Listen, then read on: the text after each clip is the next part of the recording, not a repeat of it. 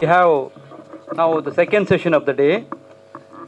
That will be on Science and Theatre by Sri Shashidhara Dongre.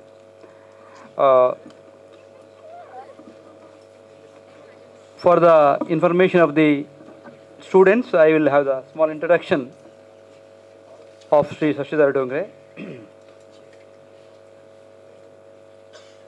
ಮೈಸೂರಿನಲ್ಲಿರುವಂತಹ Shri Shashidhara Dongre ಅವರು ವೃತ್ತಿಯಲ್ಲಿ engineer ಆಗಿದ್ದು ರಂಗಭೂಮಿ ಮತ್ತು ಸಾಹಿತ್ಯದಲ್ಲಿ ಸಕ್ರಿಯರಾಗಿದ್ದಾರೆ. ಅವರು ಅನುವಾದಿಸಿದ ಮತ್ತು ರೂಪಾಂತರಿಸಿದ ಅನೇಕ ನಾಟಕಗಳು ಪ್ರದರ್ಶಿತವಾಗಿವೆ. ಪ್ರಸ್ತುತ ಆಂದೋಲನ ಪತ್ರಿಕೆಯಲ್ಲಿ ವಿಜ್ಞಾನ ಮತ್ತು ಇತಿಹಾಸ ಬಗ್ಗೆ ಅಂಕಣಗಳನ್ನು ಬರೆಯುತ್ತಾ ಇದ್ದಾರೆ. ಅರಿವು ಶೈಕ್ಷಣಿಕ ಮತ್ತು ಸಾಂಸ್ಕೃತಿಕ ಟ್ರಸ್ಟ್ ಕಳೆದ 13 ವರ್ಷಗಳಿಂದ ಮೈಸೂರಿನ ಲಿಂಗಾಬುದಿ ಪಾಳ್ಯದಲ್ಲಿ ಚಟುವಟಿಕೆ ಆಧಾರಿತ ಶಾಖೆಯನ್ನು ಹೊಂದಿದ್ದು ಅದರಲ್ಲಿ ಕೆಲಸ ಮಾಡ್ತಾ ಇದ್ದಾರೆ. ಅವರು ಸಹಕಾರಿ ತತ್ವದಡಿ ಈ ಸಂಸ್ಥೆ ನಡೀತಾ ಇದೆ. ಜೊತೆಗೆ ಪರಿಸರ ಮತ್ತು ವಿಜ್ಞಾನ ಕೇಂದ್ರಗಳನ್ನು ನಡೆಸ್ತಾ ಇದೆ. ಅರಿವು ರಂಗದ ಅಡಿಯಲ್ಲಿ ಶಾಲೆಯ ಪೋಷಕರು ಮತ್ತು ಸದಸ್ಯರು ಪ್ರತಿ ವರ್ಷ ನಾಟಕಗಳನ್ನು ಪ್ರದರ್ಶಿಸ್ತಾ ಇದ್ದಾರೆ. ಕಳೆದ ವರ್ಷ ವಿಜ್ಞಾನ ನಾಟಕೋತ್ಸವದಲ್ಲಿ ಗಣಿತಜ್ಞ ಶ್ರೀ ಶ್ರೀನಿವಾಸ್ ರಾಮಾನುಜನ್ ಅವರ ನಾಟಕ ನಿಲುಕದ ನಕ್ಷತ್ರವನ್ನು ಅದೇ ಸಂಸ್ಥೆ ವತಿಯಿಂದ ಪ್ರದರ್ಶನ ಮಾಡಲಾಗಿತ್ತು. ಇವತ್ತು ಮಧ್ಯಾಹ್ನ ಕೂಡ ನಿಮಗೆ ರಿಚರ್ಡ್ ಫೈನ್ಮನ್ ಅವರ ಕ್ವಾಂಟಮ್ ಎಲೆಕ್ಟ್ರೋಡೈನಾಮಿಕ್ಸ್ ಎಂಬ ನಾಟಕದ ಬಗ್ಗೆ ಪ್ರದರ್ಶನ ನಡೆಯಲಿಕ್ಕಿದೆ. ಈ ಚಿಕ್ಕದಾದ ಇಂಟ್ರಡಕ್ಷನ್ ಮೂಲಕ ನಾನು ನಿಮಗೆ ಶ್ರೀ ಶಶಿಧರ ಡೋಂಗ್ರೆ ಅವರನ್ನು ಪರಿಚಯ ಮಾಡ್ತಾ ಇದ್ದೇನೆ. ಸರ್, ಎಲ್ರಿಗೂ ನಮಸ್ಕಾರ. ಪಿಲಿಕುಳಕ್ಕೆ ನೀವೆಲ್ಲ ನಮ್ಮನ್ನು ಕರೆದು ಇಲ್ಲಿ ಮಾತಾಡ್ಸೋಕ್ಕೆ ಹೇಳಿದ್ರಿಂದ ತುಂಬ ಖುಷಿಯಾಗಿದೆ. ನಾನು ರಾತ್ರಿ ಬಸ್ಸಲ್ಲೇ ಬಂದಿದ್ದು ಮೈಸೂರಿಂದ, ಆದರೆ ಚೆನ್ನಾಗಿ ನಿದ್ದೆ ಬಂತು. ಸೊ ಆದ್ದರಿಂದ ಇಲ್ಲಿ ನಿಂತ್ಕೊಂಡು ನನಗಂತೂ ನಿದ್ದೆ ಬರಲ್ಲ. ಇನ್ನು ನಿಮ್ಮದು ನೋಡೋಣ ಆಮೇಲೆ ಏನಾಗುತ್ತೆ. I was talking to Mr. Rao whether this session should be in English or Kannada, and he was suggesting that we have a combination of people who may not know Kannada, right? So even though a lot of my work in science theatre has been in Kannada, I'll probably choose to speak much of it is in English and then maybe a little bit in Kannada. Hopefully that's okay, right? This subject, most of the topics which are covered, right, in this is to learn fundamentals of science, right, or how the outlook of science, etc., etc. And you must be wondering, where is the theatre coming in between, right? So it's always an odd subject, right, in a science communication kind of a conference. So this whole thing of whether science and arts, right, should stay together, or they are opposite corners of two straight lines, is a problem which has bothered lots of people for a long time. Right? One of the first, even though a lot of people have discussed it, one of the first very serious essays which is written, which is called The Two Cultures. So they said that there is a thing called scientific culture, there is a thing called humanities culture, which is studying of history, arts and all of that. There are two different cultures and then they shall not meet, right, is the underlying hypothesis there. And C.P. Snow was the first one, right, to write this essay. Even today, in any discussion on science and theatre, C.P. Snow gets highlighted and spoken about, right. Who was he? Of course, he was in the large part of 20th century. He was there, and then he was a research scientist, right? You must all know that as physics students, Cavendish was one of the fundamental contributors for physics, and then in his name in Cambridge there is a Cavendish laboratory. Even today lots of good work happens in Cavendish laboratory. He was a research scientist, but later in his life he did like we do IAS today here. He did ICS and then joined British government, and then was part of many societies, many conversations across different facets of life. And he also saw many of the scientific committees in action, many of the arts committees in action, and then he couldn't see that these two people are talking to each other, right? And by the way, he was also a novelist, right? So he knew what does it mean to be creative in the space of literature, right, as well. So he was a multifaceted personality, and then he wrote this wonderful lecture and it's available in freely in this one. Those of you who are interested to get to know more, please go and then read it. What happened? His statement is true even today. That how many of you are from arts streams here? They are not invited, or they are not there? Probably they are not invited. But if you had invited them, right? If you had invited them, open invitation, anybody can come here, right? How many of the art students come to a science program, right? Many of the science students, as we are all, right? If there is an arts program, we will all go there, right? But the other way around is not yet there, right? Primarily that is because of the last statement there. It is because of lack of understanding, right? That we feel that the other fellow may not be able to understand. We all spoke about the need for dumbing down things, right? As though the other fellow will not understand, right? All of us are born with the same grey matter to be born with, but somewhere down the lane, if you join BSc or if you join engineering, it appears that you don't understand arts, or if you join arts, you fail to see this part of the world, right? The so-called left and right brain seem to not know each other, right? They work separately. So this kind of a thing. So hence, this science and arts is mostly, there is a hostility, there is a dislike, right? In fact, there is no, I am not part of that team. I am part of this team, right? So there is a lot of hostility around. So this whole thing is about why we need to be hostile at all, right? So there is a lack of understanding. Now it didn't stop there. When C.P. Snow wrote this essay, there was a counter essay written, right? And in fact, it's a very interesting intellectual battles which happen in this fashion. F.R. Lewis happens to be one of the founders of English criticism, right? So everybody looks up to English criticism in F.R. Lewis. F.R. Lewis wrote a thing back, the two cultures, ? Right? So he wrote a counter essay called Two Cultures ? This is also available. So it's an interesting response to what C.P. Snow was trying to say, saying that yes, Baba, please come together. So with this background, so a lot of water has flown, right, since then, right?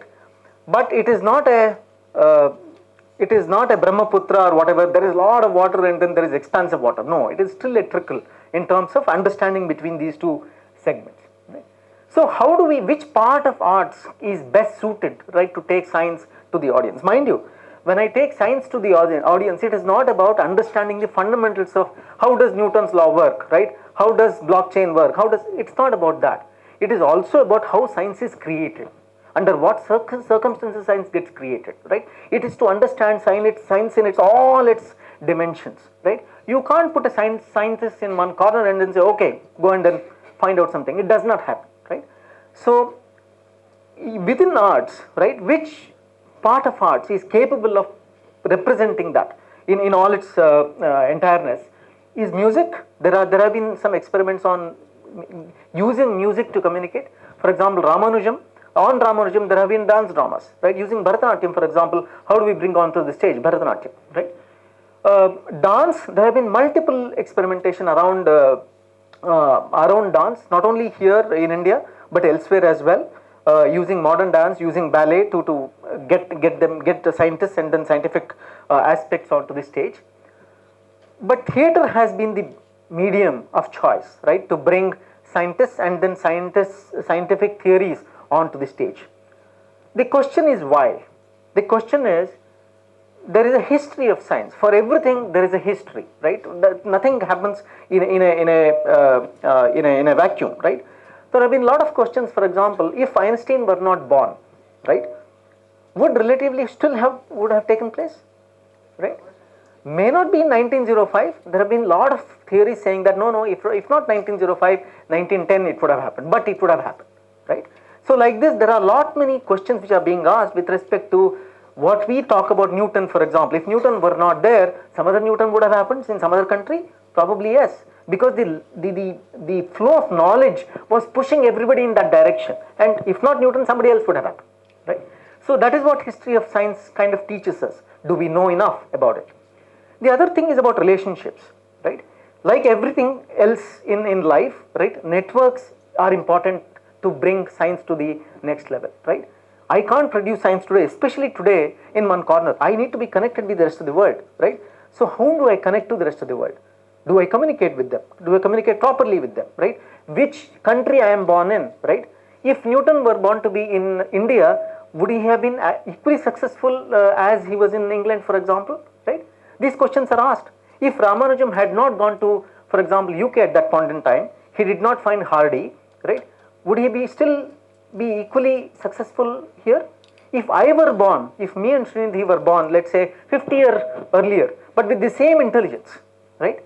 Would we be able to talk about blockchain and then all the other technologies with equal facility?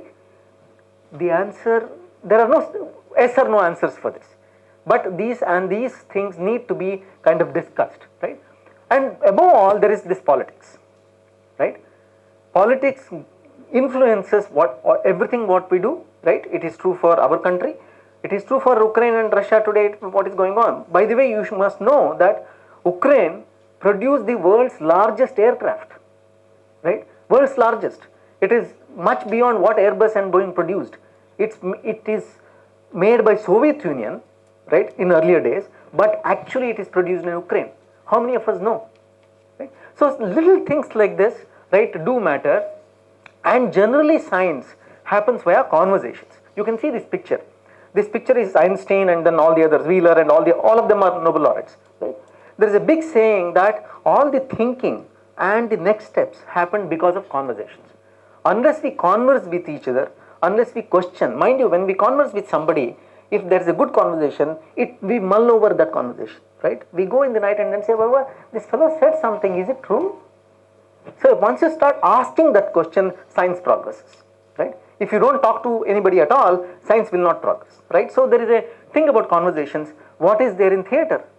Theater is based on conversations, right? How do we bring that conversation which happens between people, between real people, right? All of them are real people. They had their breakfast, they had their lunch, they had their dinner, right?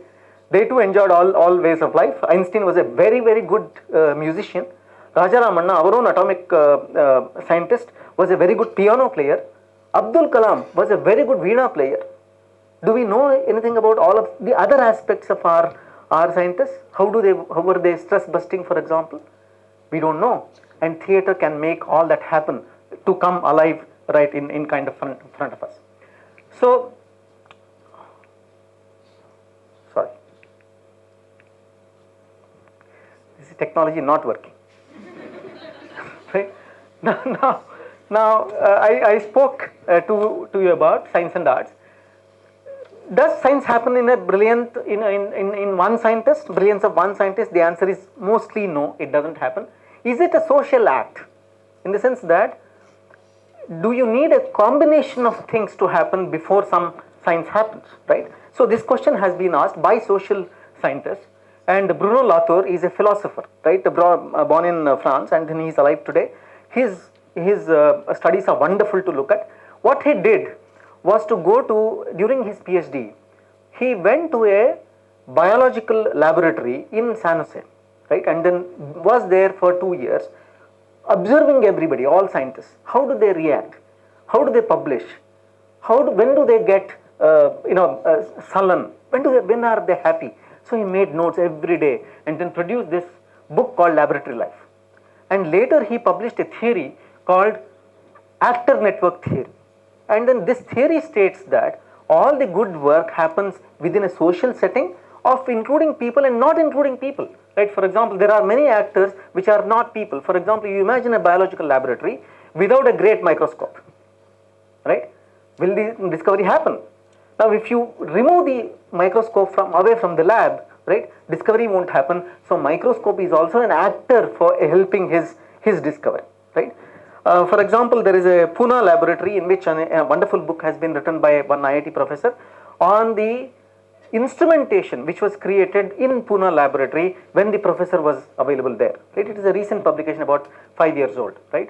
So, like that, there are many other aspects of scientists which kind of proves saying that science is a social act as well, right?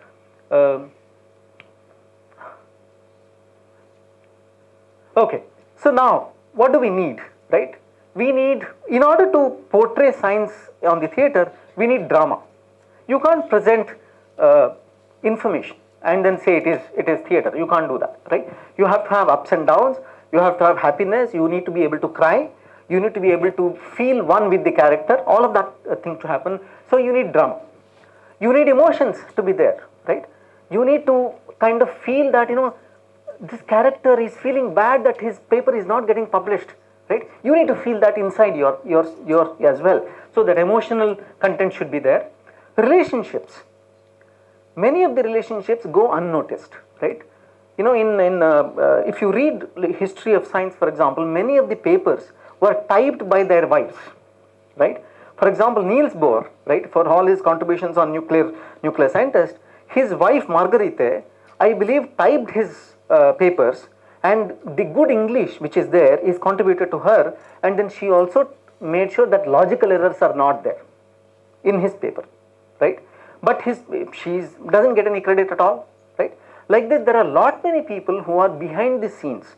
For example, Eddington's, he was not married, but his sister Winnie helped him a lot in terms of him proving Einstein's theory somewhere in Africa. Now, do we know Winnie, for example, in Winnie Eddington? We don't know. That relationship matters, right? So those relationships you can bring onto the table. There are heartbreaks, right? There are heartbreaks. There are love stories which happen in laboratories, right? You put 5 humans together, there is a love story there, right? There are a lot many love stories. Even today, for example, last year's Nobel laureate economics, right? Economics Nobel laureate who was earlier in Delhi School of Economics, his wife was a PhD student under him, right? Now they got married and then got a Nobel Prize together. Like this, there are lot many stories, right? Of good stories as well as bad stories. Not, mind you, there are bad stories as well, right? The stories which don't culminate in, for example, relationships, right? Like that, there are stories as well. And of course, there is politics, right? If you were, for example, in a country, right, you are doing science there, and then that country wants you to contribute to the defense for that country because that has gone to the war. What is your responsibility? Is it an ethical question which everybody needs to kind of understand? Scientists need to definitely need to look at it, right? Similar questions have come in genome research, for example. Your country has taken a decision saying that to go forward in genome research, you are a biological scientist, but you are opposed to that kind of a thing. What you should do? Questions of personal ethics can all be displayed so that science can be made interesting, right, to people to learn. And once you see that in action and then read, you will learn a lot more about the subject itself. Here are some examples, right? You can see there at the last, this is Nasiruddin Shah as Einstein, right? There was a good play in Bombay and elsewhere. This is Nasiruddin Shah, Varun Nasiruddin Shah as Einstein. This is Rosalind Franklin in a play called Photograph 51. You know DNA?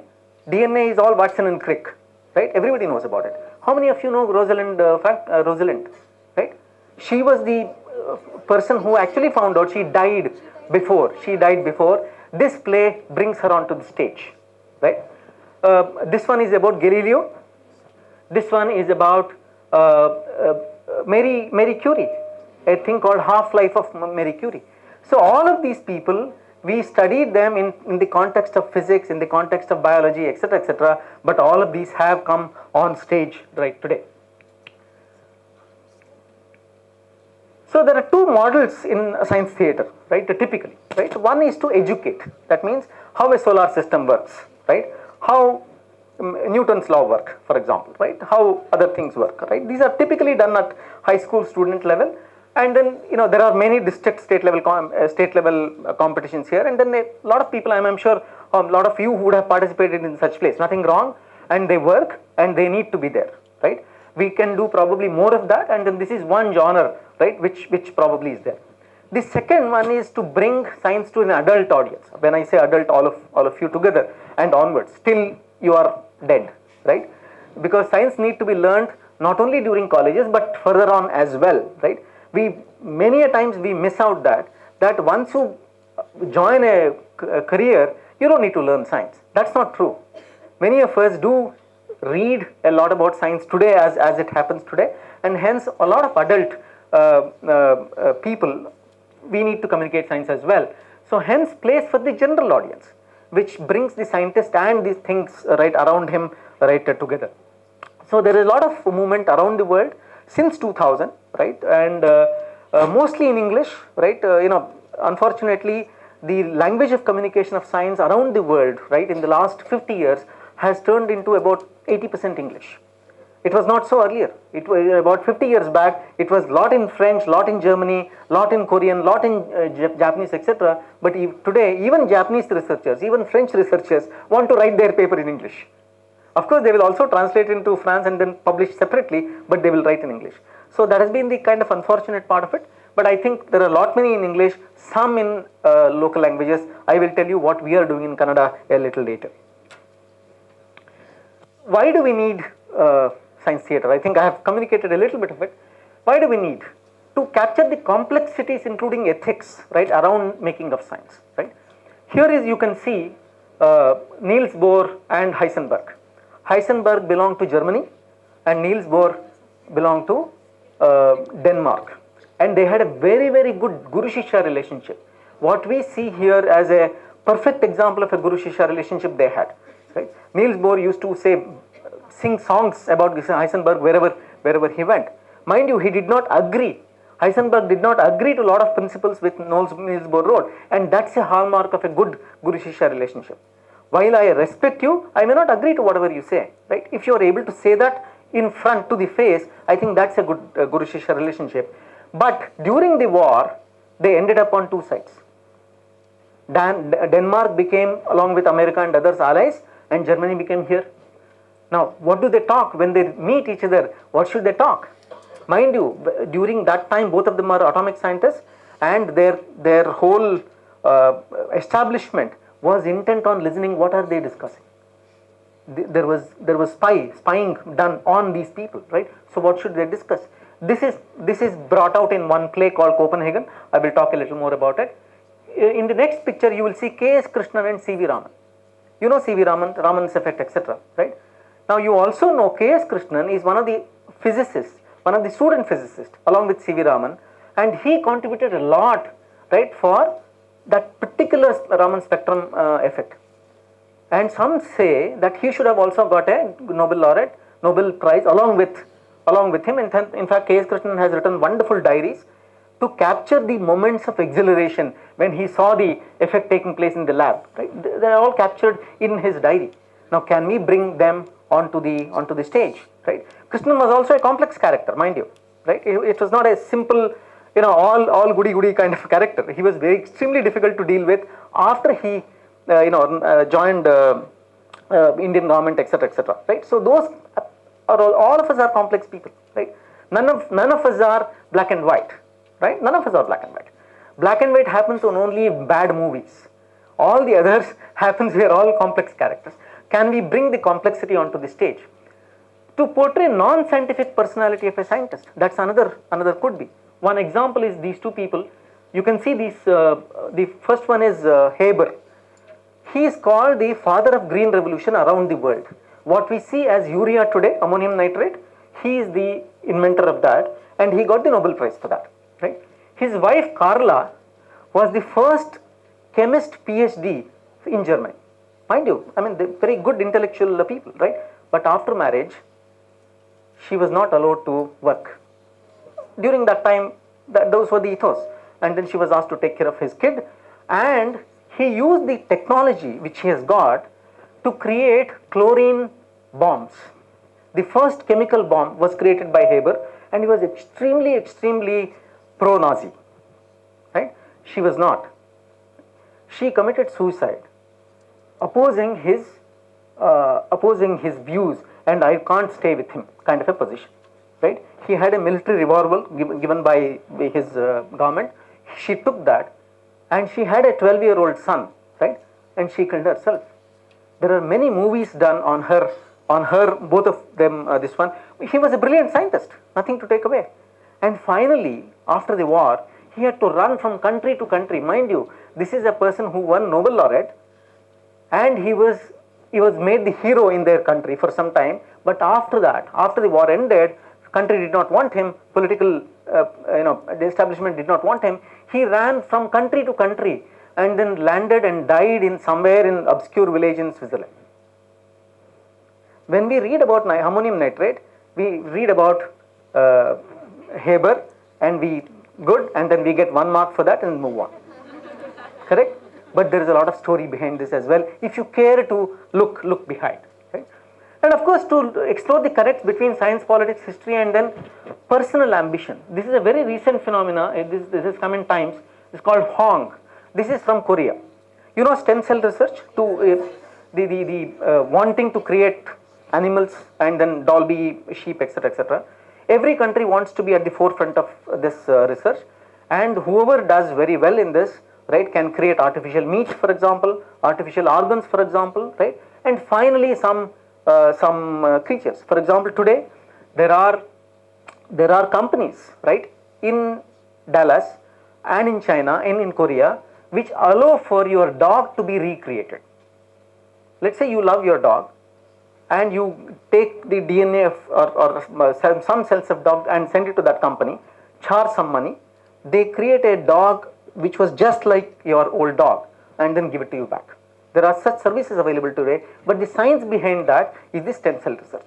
And this person faked all the papers and made sure, claimed that he could publish in Nature. Can you imagine?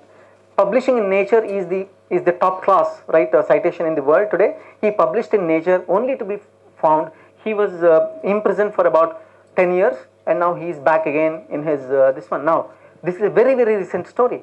So this is a combination of what you do with it. Mind you, he was a first-rate scientist, right? Nothing to take away. First-rate scientist. So can we bring that angle onto the stage? So when these are all the reasons why it is good to bring science theater into the thing. While we enjoy our kings and queens on the stage, right, we should also enjoy to see our science people on the stage as well, right? So here is a very nice book written on science on stage. Takes a whole look at what has happened in the last 400 years. There are 400 references in 4 centuries. What has happened? This book, she continues to work. Kristen Shepherd Barr. She continues to work in Oxford University and keeps writing on science theater, right? And this book was inspired by a science play, which I told you about, Niels Bohr and Heisenberg. This was inspired by Copenhagen, and then said, if this can happen to Copenhagen, this success can happen within the context of Copenhagen, are there other science fiction which is being written? So she went on and then she did the research.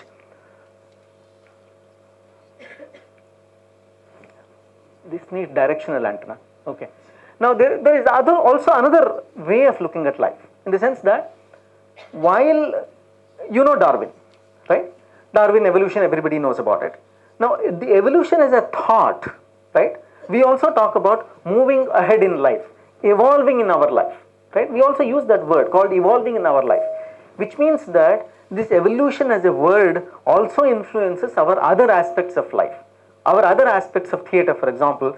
So this book, for example, takes a look at, is the word evolution has been depicted in many theater aspects in the world, right? So this book takes a look at that. For example, it looks at survival of the fittest as a theme, right? How it has been there in the industry, for example, right?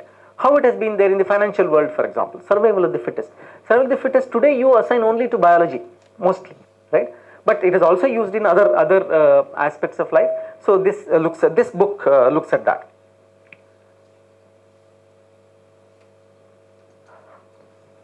Okay. So on what topics these things have been written on, right? So these plays have been written world over on all topics: physics, biology, astrophysics, chemistry, genetics, engineering, and then climate science. All of them. In fact, nowadays climate science seems to attach a lot more importance, because they look at questions of existentialism. Will I exist? Will my grandchildren exist on this earth? Right? These kind of questions are good fodder for theater, and then these questions are asked. Now I just wanted to kind of list down just on physics, right? What are all the different plays which are there? Let me spend a little bit of time here.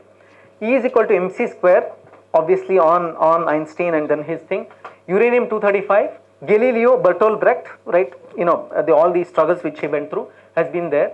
The physicist, the physicist is a good play of 2 physicists and 2 thieves on the stage, right? The 2 physicists want to steal ideas from each other, right? And the two thieves, of course, steal, right? Okay. So the play asks you a question saying that who is a better thief, right? The idea, the person who steals ideas or the person who steals material, right? So this is a very complex philosophical question, and then this play asks that question. Copenhagen is celebrated. Please do take a look at it. It's also converted into movie. There is enough material on YouTube. You must listen to the dialogues of this and the pain which both of them go through in terms of how to represent their country and then their science still retain that relationship, right? So it's a wonderful play. Arcadia is another play. Einstein, again, Einstein has been celebrated in theatre many times. QED, anyway, you will see right after some time. QED is about Richard Feynman. I will not say anything now because you will probably see it sometime later. This Oppenheimer, right, is an interesting play, right? You know, Oppenheimer, right, was a celebrated physicist, and of course he got the Nobel Prize, but he was also the chief for the atomic bomb, right? So he produced the atomic bomb. Nagasaki and Hiroshima were dropped, but after that there was a legal battle, right, or legal kind of a thing on him, saying that his mind was not stable, right? He knows so much about the atomic bomb today. If his mind is not stable, will he give all the secrets to the other party? So there was questions about his stability after the bomb is made, right? And then there were court proceedings and things like that. This play called Oppenheimer, in the matter of Robert Oppenheimer, brings that you can imagine Mukta Dharavahi on stage, right? Or any of the TN Sitaram's thing on stage, and you can imagine what happens, right? So that kind of a thing. And of course, Radiance is on Marie Curie. Marie Curie has been celebrated a lot on stage. So few science plays again, right? Those I will Copenhagen. Many of them have been come to Kannada. I wrote in Kannada, which have been translated into Kannada, right, and then have been staged. Copenhagen has been translated. Calculus, right, has been translated. I will tell you a little bit more about that later. There is a playwright called Nilanjan Chowdhury who happens to be in Bangalore and who has written on science characters. I will talk a little bit about that. The How and Why is an interesting play. I will talk a little bit about that. It was translated into Kannada. Proof is about mathematician, right? A lot of people say mathematics, for example, you reach a level of sophistication in mathematics till 25 years. After that, it doesn't work, right? So, and is mathematics hereditary, right? So these questions are raised by proof. For example, Ramanujan, of course, celebrated, and Lisa Mittner is another physicist. So all these plays have been there. So it is not that we are there, right? But we are yet to cross a lot more, right, on this, right? You can't make mistakes about depiction of science on the stage. Karl Djerassi is an exception. Karl Djerassi is known as the father of the pill you take for avoiding pregnancies, right? Hence, it gave women a lot of freedom with respect to how do they act, etc., etc.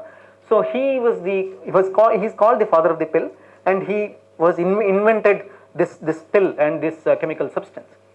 But later in his life, right, he was in San Francisco, American, right, and then he dedicated his work to write literature, right. So he has written many plays, and all of them are solid research done, many aspects. For example, he has written a play called Calculus. Everybody knows that calculus is invented by Newton. Everybody says that, right? But there is an argument, right, about Germany's Leibniz also contributing. So what is the fight between them? Mind you, Newton was also an MP in the British Parliament, right? But he was not to open his mouth even once in his parliament, right? Many like our Rajya Sabha members. We put many Rajya Sabha members into the parliament who speaks, right? I cannot, maybe I will state this, right? Not many times you hear, for example, Sachin Tendulkar speak, right? He is there as a Rajya Sabha member. He spoke a little, but not much. You don't hear, you hear about Shabana Azmi speaking. You hear about Jaya Bahaduri speaking, but you don't hear Hema Malini speaking, for example, right? So there are some people who speak, some people don't. Not a judgment, but just an observation, right? So Newton was of that nature, and Carl Gerasi has written many plays. Oxygen is about who should get the credit for inventing oxygen. Should it be Lavoisier? Should it be J.B. Priestley, or is it a Swedish scientist whom we don't know right today? So there is a lot of research which is done, and then he wrote that play on this. This is an interesting play on air pump. You know, vacuum pumps, right? So they create, you suck it and then they create vacuum pumps. These vacuum pumps were created around 18th century, and then they were very popular. And they were used to find out how much of air is required for us to breathe, right? You know, today you say SpO2 measurement, 85, 95 is okay, 85 is not okay, etc., etc. The seeds of those measurements were in the air pump. So they put small birds, put it there, and then they created vacuum, and they measured how much of vacuum is sufficient, or how much of air is sufficient for a bird to breathe. So these kind of experiments were done during that time, and it was considered, obviously it was considered very, very scientific.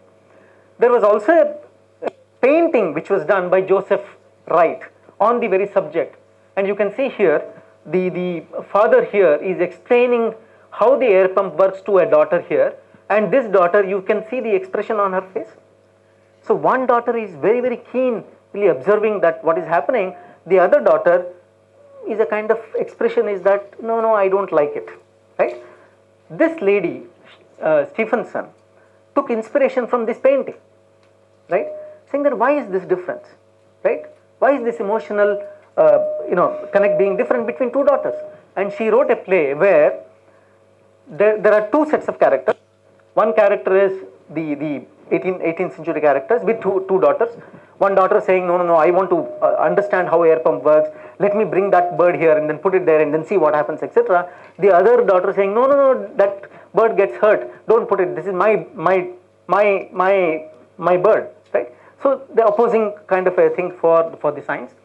The second characters on the play is about a new generation right now, right? The husband is an English professor. Mind you, he has lost his job, right? Because now science is on the upper term, right? Everybody within science engineering, all of you will feel good about it because you will get jobs, right? I can ask the same question in a meeting where humanities people said they are not very sure at this point in time, right? So the husband here is an English professor, has lost his job. The wife is a genetic engineer, right? And then wanting to test her formulae on people, right?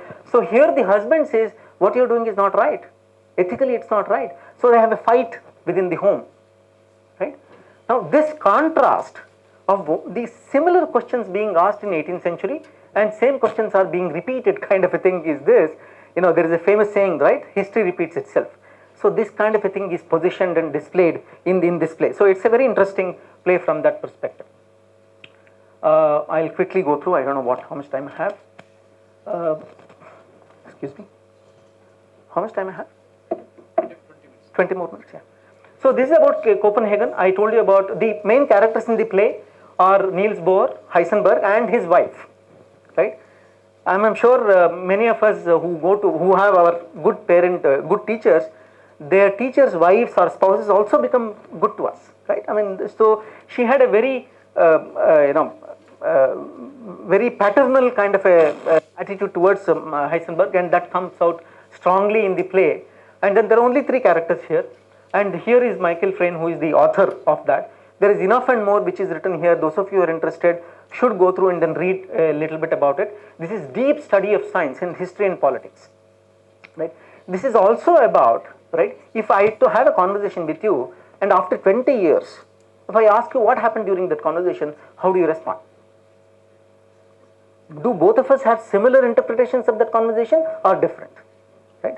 So this conversation which happens, so-called happens in 1941, right, on science, on politics, etc., they are dead and they have gone elsewhere and they are meeting in the heaven and they are discussing what did we discuss during that time.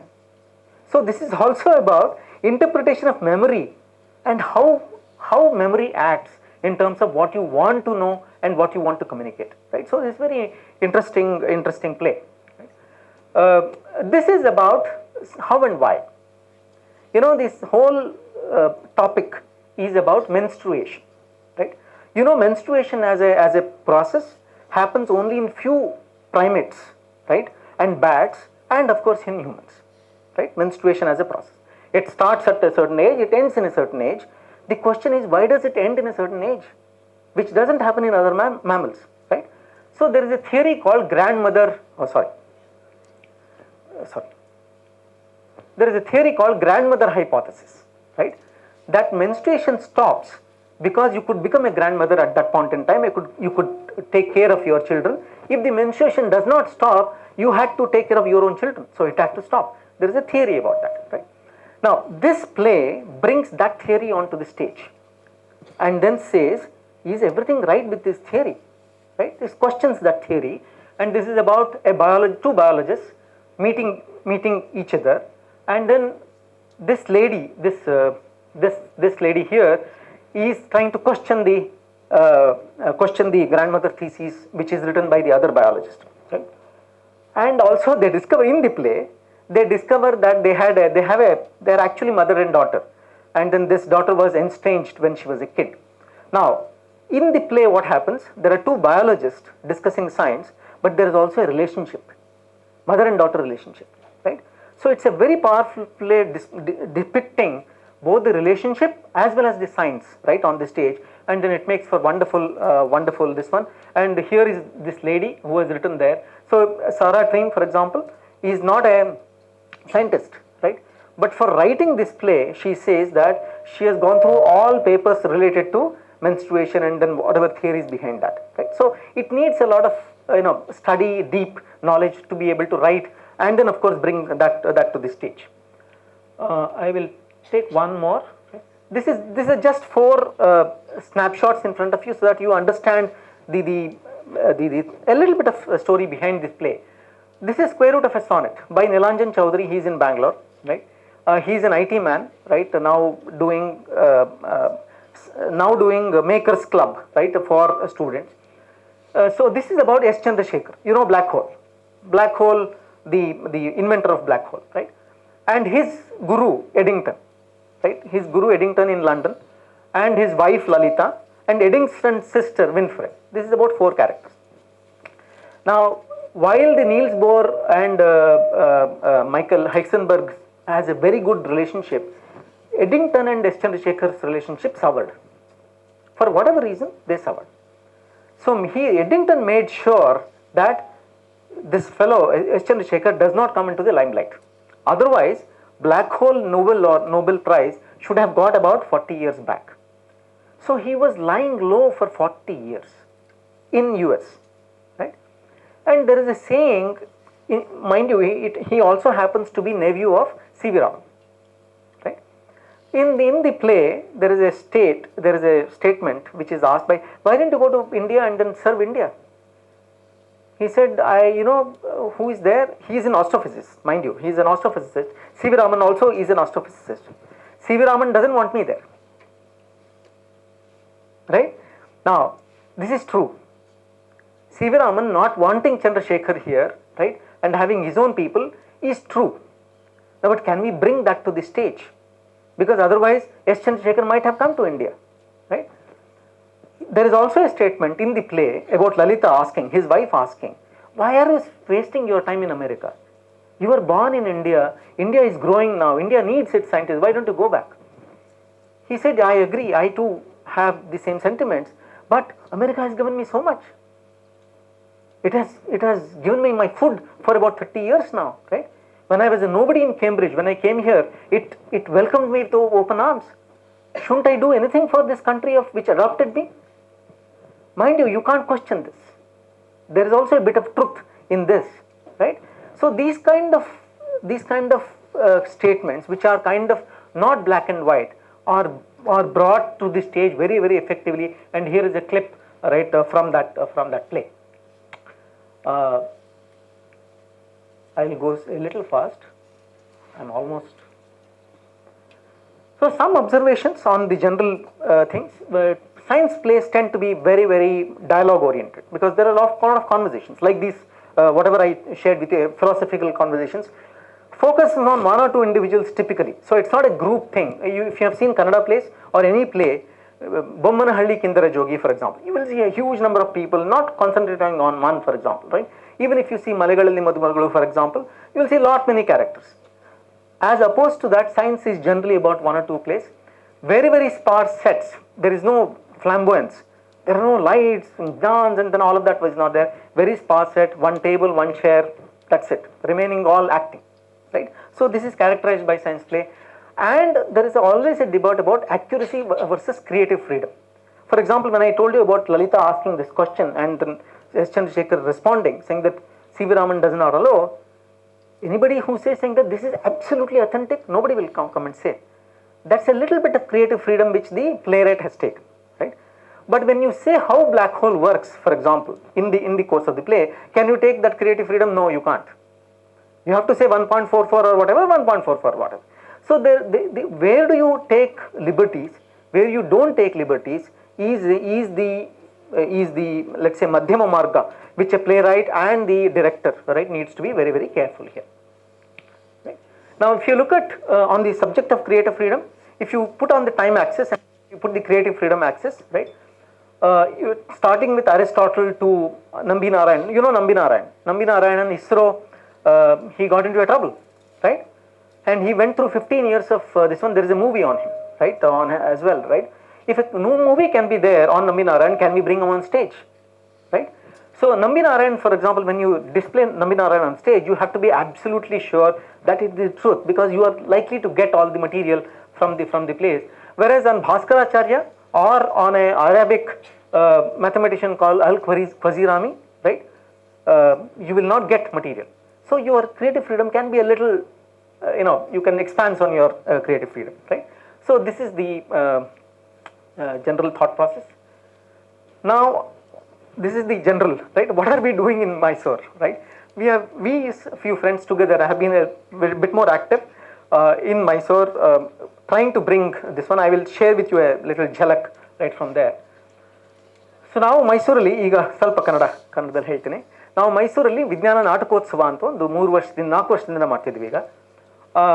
2018ರಿಂದ 21ರವರೆಗೆ ಮಾಡಿದ್ವಿ. 22ನೇದು ಮೇಲಲ್ಲಿ ಆಗುತ್ತೆ. ದಯವಿಟ್ಟು ಎಲ್ಲರೂ ಬನ್ನಿ ಮೈಸೂರಿಗೆ.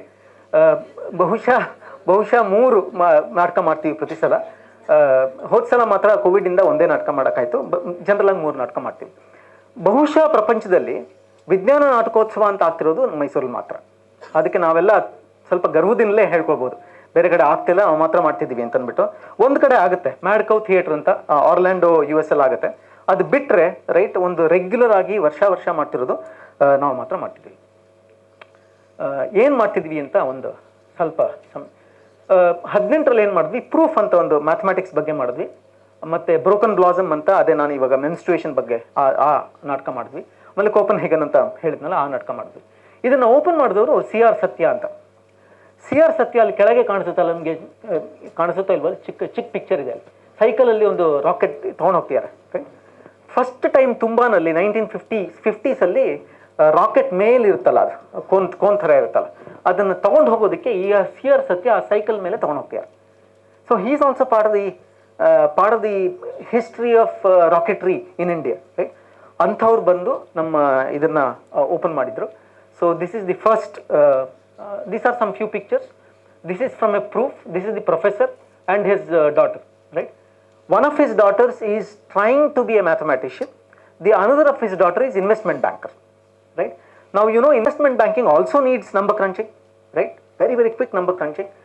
But investment banking people are not revered very high, and they are seen as money making people, right? Whereas mathematician is considered pure, right? So there is a debate saying that, whose maths is better, right? I am using my maths to earn money, right? Whereas you, what are you doing? You're publishing papers? So there are questions of this nature in this play. Broken Blossom we spoken about, and then Copenhagen also we spoke about. In 19 we did 3 more plays with Galileo. Mussanjeya Swagatagulu is about Lisa Meitner. Lisa Meitner is a German physicist. She should have got Nobel Prize, but she gets hounded out of Germany and then ends up in Sweden. But in Sweden also she couldn't get the credit, she couldn't get the lab she wants. So her life goes waste after she moves right there, right? So this is a play about her own relationship and others, right? So this is that. Kaviteya Vargamula is about square root of a sonnet, which I just now spoke about, Chandrasekhar. K.P. Vasudevan is a person in Mysore, is a professor, and he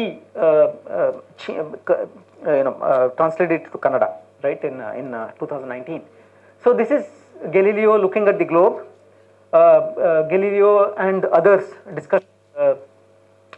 discussing astronomy and then physics.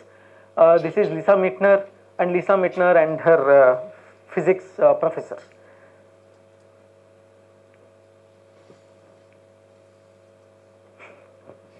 Okay, this is 2020, right? So we said Arivina Angaladalli, which is a way to look at science, right? How do we look at science in a different way? So this was done by Parivartana. Srinivas Ramanujam, right? Ramanujam was brought to the stage, and probably you will see Ramanujam, the actor Ramanujam, right? In the later in the day, right? He has come to Mangalore, and of course we did calculus, which I told you about a friction between Leibniz and Newton, right? So this was done, right, in 20. And you know him, right? Who is speaking here, and he will speak from now later. He is commenting on the Arivina Angaladalli play. So sometimes after the play we have a conversation, right, with the audience. So this is one of that, and then this is a clip from Arivina Angaladalli. This is 2021. You will see all of them after some time in the evening. So this is Richard Feynman, and this is her physics students, Mariam Field. So you will see them later in the day. We also did, we knew that in English, ಕನ್ನಡದಲ್ಲಿ ಜಾಸ್ತಿ ಇದರ scripts ಇಲ್ಲ ಅಂತ ನಮಗೆ ಗೊತ್ತು, ಕನ್ನಡದ ಇದರಲ್ಲಿ. So ಅದನ್ನು ಬಹಳಷ್ಟು ಅನುವಾದಗಳಾಗಿವೆ ಇದುವರೆಗೆ. ಬಟ್ ಕನ್ನಡದಲ್ಲೇ ಬರೀಬೇಕು ಅಂತ ಅಂದ್ಬಿಟ್ಟು ನಾವು ಇವ್ರನ್ನೆಲ್ಲ ಕರೆದಿದ್ವಿ, ರೈಟ್? ನೀವು ಹೇಳಿ ಯಾರ ಬಗ್ಗೆ ಬರೀಬಹುದು ಅಂತ. ಸೊ ಬಾಲಚಂದ್ರರಾವ್ ಬಂದು ಭಾಸ್ಕರಾಚಾರ್ಯ ಅವ್ರ ಬಗ್ಗೆ ಮಾತಾಡಿದ್ರು, ಎನ್ವೈರನ್ಮೆಂಟ್ ಬಗ್ಗೆ ಮಾತಾಡಿದ್ರು, ಎಚ್ ಆರ್ ಕೃಷ್ಣಮೂರ್ತಿ ಅಂತ, ಸುಮಂಗಲ ಮುಮ್ಮಿಗಟ್ಟಿ ಅಂತ ರೇಡಿಯೋನೆಲ್ಲ ಮಾಡ್ತಾರೆ, ಅವರು ಮಾತಾಡಿದ್ರು. ಮತ್ತೆ ಪ್ರೊಫೆಸರ್ ಸಬ್ಯಸಾಚಿ ಚಟರ್ಜಿ ಅವರು ಆಸ್ಟ್ರೋಫಿಸಿಕ್ಸ್ ಬಗ್ಗೆ ಮಾತಾಡಿದ್ರು. So there is an attempt by us to kind of a push for more Kannada scripts, right, in this genre as well. Any of you who are interested, please reach out to us, and then we will do everything we can, right, to get stories and in Kannada and in Tulu and in Bari and in all other languages. Why not, right? So if something can be done in English, anything can be done in other languages as well. So you are all welcome, right, to do that.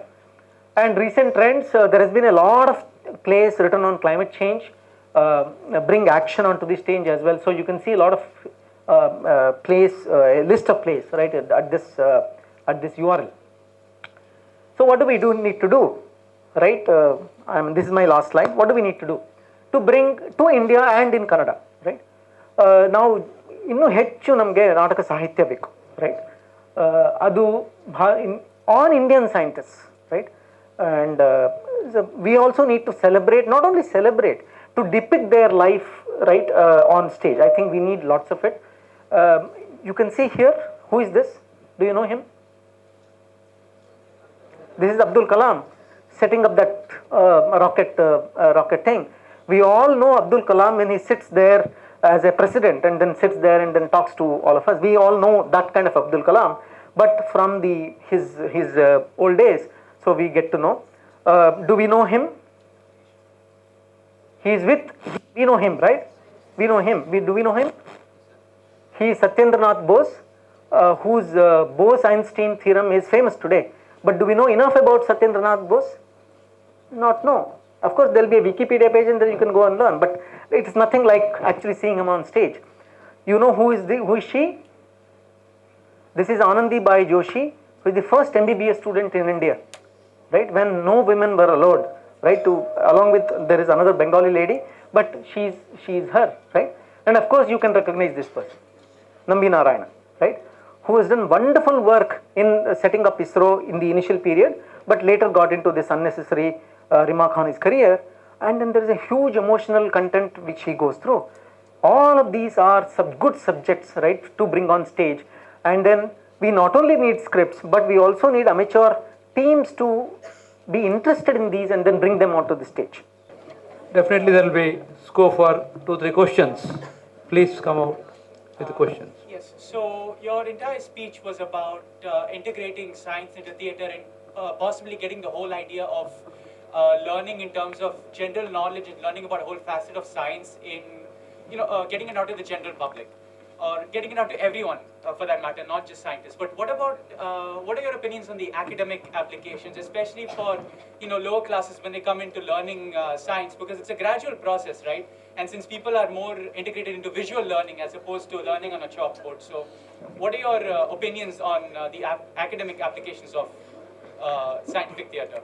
No, theatre as a tool for education is always there, which I told you earlier, right? Is that when you say education, is education of science only learning about concepts? That is true during, let's say, high school level, right? But after that, education about science should be a little more complex than that, right?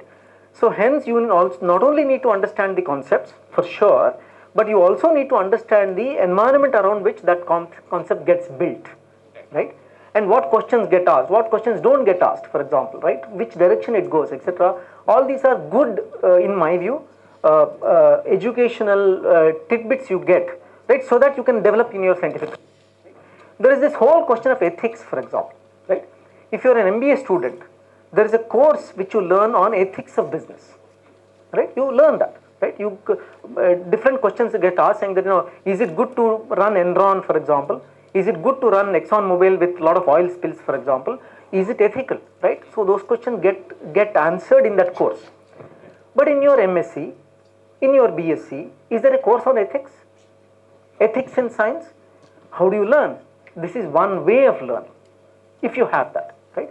So if you don't put education in a learning fundamentals only, that kind of a boundary, if you remove that, I think theatre has a good place, right, for to learn, right? In fact, there is a recent paper on should theatre be the learning for scientists who are already scientists, right? So how theatre can be used? There is a good paper on that, and then said scientists cannot be themselves saying that no, I am above all of this, I don't need, right? So you learn from various ways. So theatre is one of them. That's why I would leave it at that. Thank you very much. It was a very enlightening speech. Thank you. Question. So, as of now, I don't even have a mic. Never mind. Okay, so as of now, the work that you are doing is in Kannada. So, do you plan on expanding it to other languages? Because now I am a science student, but I'm also interested in writing, and I would have loved to be a part of this, but I am not that good at Kannada. So. No issue at all, right? In fact, English is welcome, right? We are not pro or con to any language, right? But we are definitely a little more pro to languages which don't have that content, right? So hence Kannada does not have that content, and why should Kannada audience be deprived of that content was the starting story. But are we against English? No, right? You are all welcome to write stories, or there are no plays, for example, those Chandrasekhar's play, and there is a new play coming on Pakistani scientist called Abdul Salam, right? Not Abdul Kalam, Abdul Salam, physicist, right? There is a new play, both of them are in English, right? So there is an entire world out there to write in English, and in fact, to tell you, the audience for English plays is much wider than Kannada plays in any case, right? So you are welcome, right? If you need any help, we are all here to provide. By the way, we are wanting to conduct, if I may say so, we are wanting to conduct a writers' workshop as part of our Mysore Science Festival in May. If there are no more questions, I would like to thank Sri Shashidhar Dongre sir on behalf of the organizer for enlightening us with an excellent talk about how important is literature, theatre in science. Thank you, sir. Thank you so much. Now we'll move.